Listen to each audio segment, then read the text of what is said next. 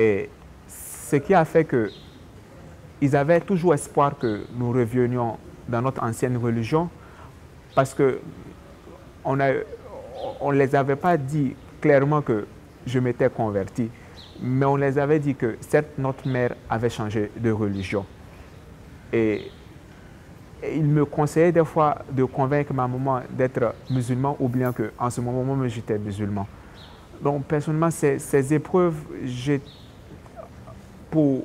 mieux me concentrer sur mes études, la maman m'en parlait beaucoup,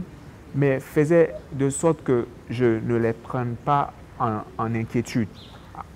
afin que je ne puisse pas m'attrister et perdre cette motivation que de continuer mes études et la réussite de mes examens de collège.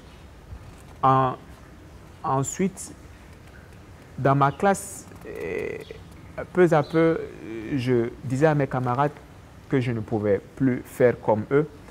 parce que je venais d'embrasser une nouvelle religion. J'essayais, avec cette motivation, cette nouvelle foi que je vivais, de les adresser, de dire aux musulmans camarades de ne pas abandonner leur religion, et de dire aussi à ceux qui étaient chrétiens, qui des fois m'appelaient de venir à la catéchèse, de venir à l'église, que la voie qu'ils suivaient n'était pas une bonne voie et que l'islam était meilleur de la manière que je pouvais.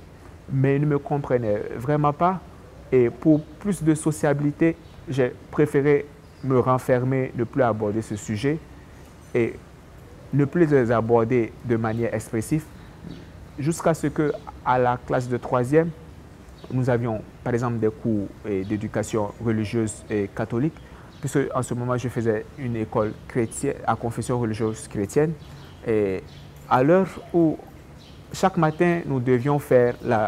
le Notre Père, je vous salue Marie, et chaque personne avait son tour pour le faire. À mon tour particulièrement,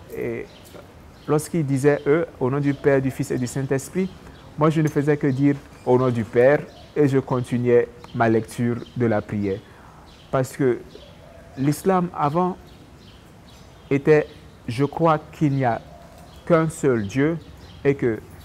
Isa alayhi salam est le prophète d'Allah. L'islam avant c'était, je crois qu'il n'y a qu'un seul Dieu digne d'adoration et que Moussa est son prophète. C'est à la suite des événements que tout le monde connaît et que tout le monde peut chercher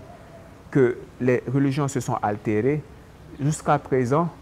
et ça continue de s'altérer, mais Allah subhanahu wa ta'ala s'est fait davantage gardien de son islam. Pour dire vrai, je suis très chanceux et je n'aimerais pas perdre cette chance de mon islamité en ne propageant pas ce que je ressens et mes expériences. J'aimerais dire une chose, dans la vie, il faut être sincère avec Dieu, car tout le monde, de la naissance à la mort, sait qu'il existe. Et il faut aussi être du nombre de ceux qui usent de la raison par la lecture audiovisuelle, ou même des livres, pour plus avoir cette grâce de la guidance. Je sais une chose, Omar radiallahu anhu, lorsqu'il a appris la conversion de sa sœur, il se rendit chez elle, découvrit qu'elles étaient en enceinte et qu'elle et son mari, c'est-à-dire son beau-frère Omar radiallahu anhu, le deuxième calife de l'islam, après le décès du prophète sallallahu alayhi wa sallam, et que sa sœur, c'est-à-dire la sœur de Omar, était en éducation islamique, le savoir. Et il était énervé parce qu'il ne comprenait pas. Mais il cherchait aussi à lire le Coran. Donc, nous avons cherché à lire le Coran à travers l'audiovisuel, à travers des personnes experts, même non musulmans qui confirment son authenticité, sa véracité, et nous avons été touchés. Donc, j'interpelle chacun de toujours avoir et nourrir en son cœur l'amour de toujours se renseigner sur le nombre des prophètes, sallallahu alayhi wa sallam, Muhammad, et sur la religion qu'est l'islam, afin que nous puissions davantage profiter des vertus de l'islam. Et nous devons aussi être comme lui, du nombre de ceux, comme Omar radiallahu anhu, lorsqu'il a cherché à lire le Coran, sa sœur lui a dit, tu n'es pas du nombre des purifiés. Ce livre, seuls ceux qui sont purifiés, c'est-à-dire ont accepté l'islam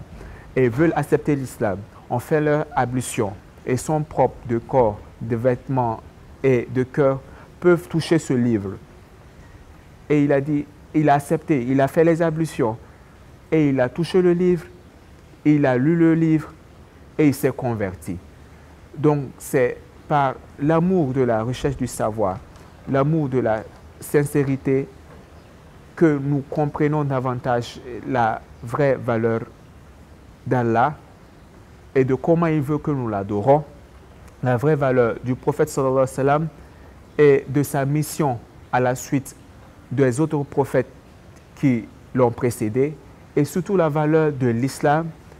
qui veut pour nous le paradis, qui veut pour nous notre dignité.